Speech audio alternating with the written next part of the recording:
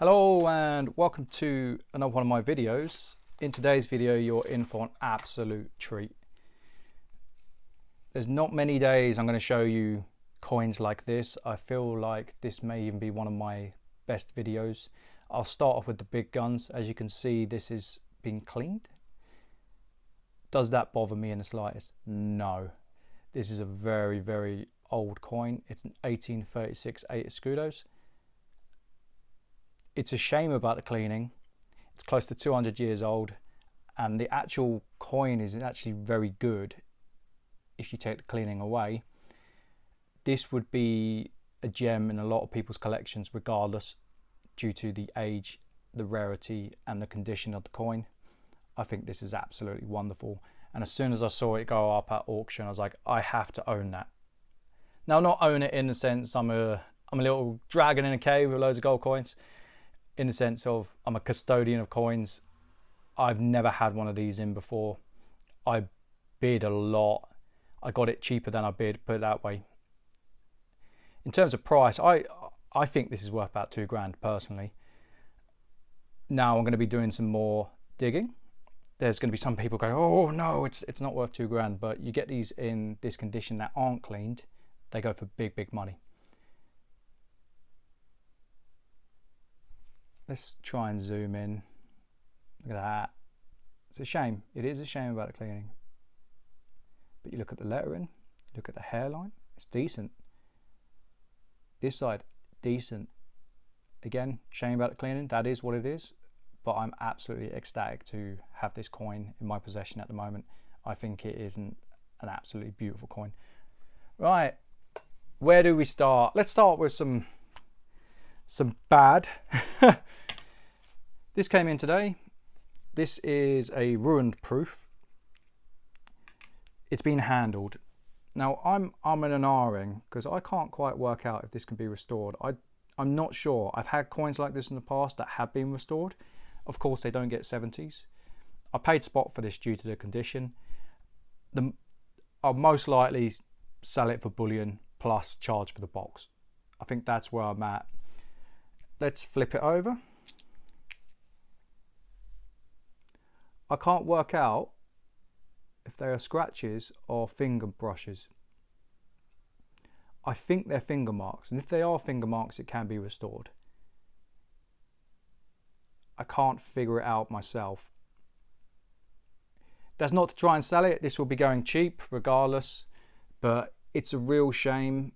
These coins have really come down in price as well. I'm really gutted because I sold a PF70 a while back, and at the time I charged a very fair rate. Unfortunately, the guy who bought it has taken a massive haircut on it, and these are the ones that I would have had down as a banker myself. It hasn't worked that way. I don't know why it hasn't worked that way, but it just hasn't. I got a half Brit. So these were from a supplier that I picked up today, these two coins. Let's go back to the auction. I kind of started with the auction bits and kind of deviated, so let's put those over there. I got a load of Queen's Beasts. There were 9 Queen Beasts. They were missing 2 of them. My understanding, I haven't checked them all. They all tend to be in top coins. Whether or not I will send them out with the boxes, I don't know, because that's going to add a lot of weight and a lot onto postage. I'm not sure people will pay it. But there's it's got all the earlier ones which go for big money. So the idea was I'm going to make money on the earlier ones. I'm going to lose money on the later ones. But overall, I should be up. Now, this is a sore topic. I bought this. I bid on it online as it was live. And my bid jumped. And I was like, that's a bit cheeky.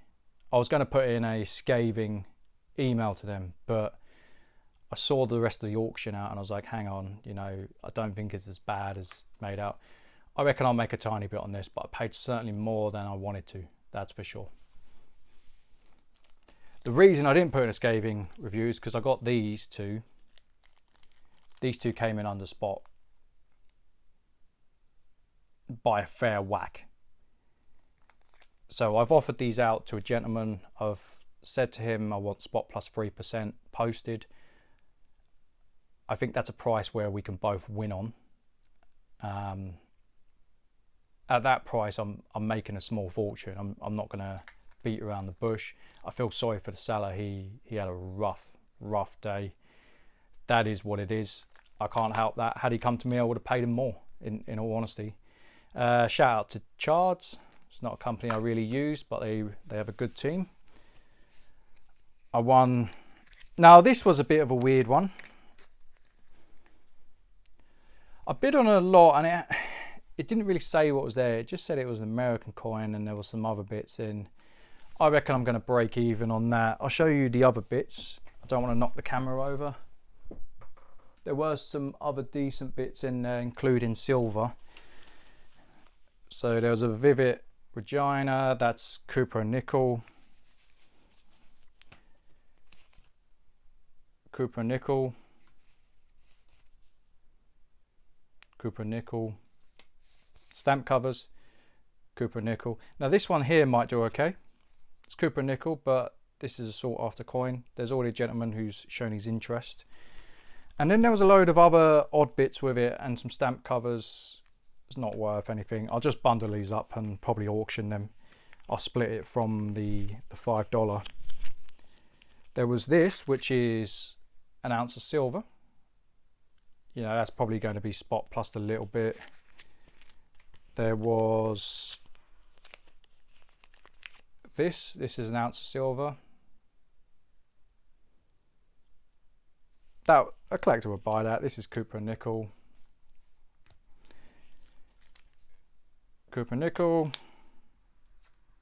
Cooper nickel. Cooper nickel.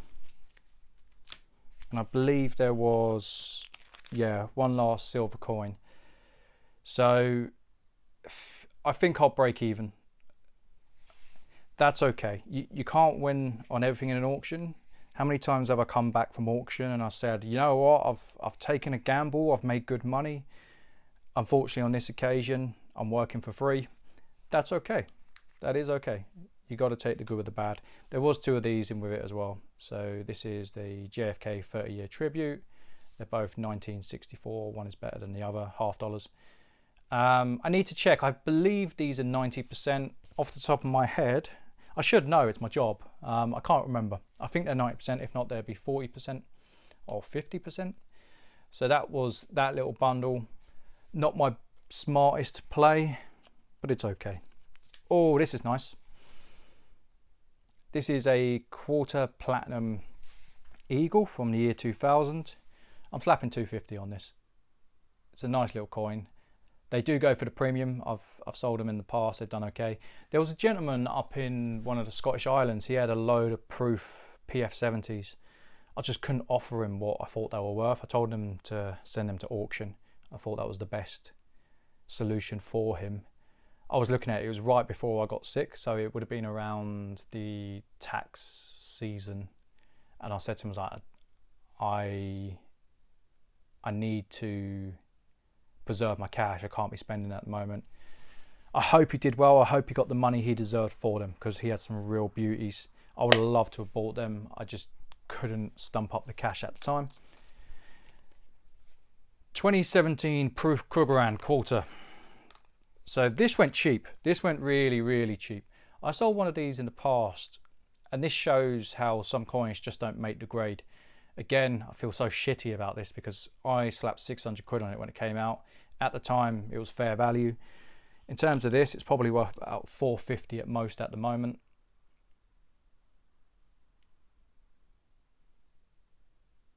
I've got time for these. They've got big fanfare. People do collect the Proof Krugs.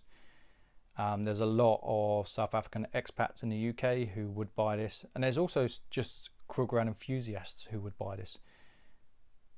Nice coin. In terms of price, I think I paid around 380, 370. I would need to double check. I think 450 is where it's at. But again, if it doesn't sell, I've got to drop it. You know, that's part and parcel of the game I'm in. I wish I had a money tree I could just shake when I need it, but I can't. You know, I like my Indian heads. Did very well on this.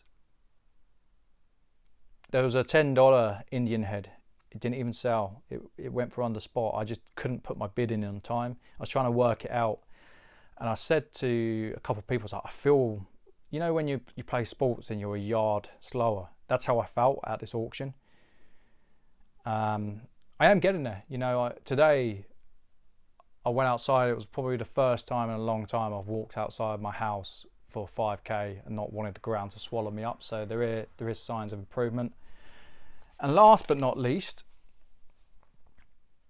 this is a gold mohair. If I've said it wrong, feel free to correct me. I've never had one of these in. I paid about 100 over spot on this. Now the gentleman who bought this from the Royal Mint. As you can see, it's from the Royal Mint Collect Service. They tend to overprice their coins. But it come with provenance.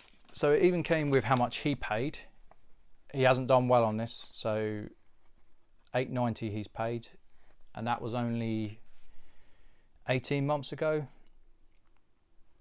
I personally think it's, wow. I think it's a £700 to £800 coin myself. I do not have the expertise, so I'll be speaking to someone who's more expert on these to kind of get a value. But I saw it, and again I was like, you know what, I want something different. I want some nice bits in. I don't want to be showing sovereigns and Brits all the time. It's tedious for both myself, it's probably tedious for you. I'm not like other channels where I put out content for views. I want my content to be valuable to people. You know, I want people to get something from it as well as watching some gold porn. Right, there was a gentleman who said, can you run me through the process of an auction?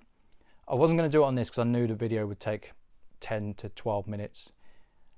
I'm going to run through my rationale and how I, as a professional dealer, will attack auctions. I think there's a lot of value in a video like that. I think it is not only practical and useful, I think it's also interesting because I can share my thought process. So yeah, I hope you've enjoyed the video. There's some fantastic bits there.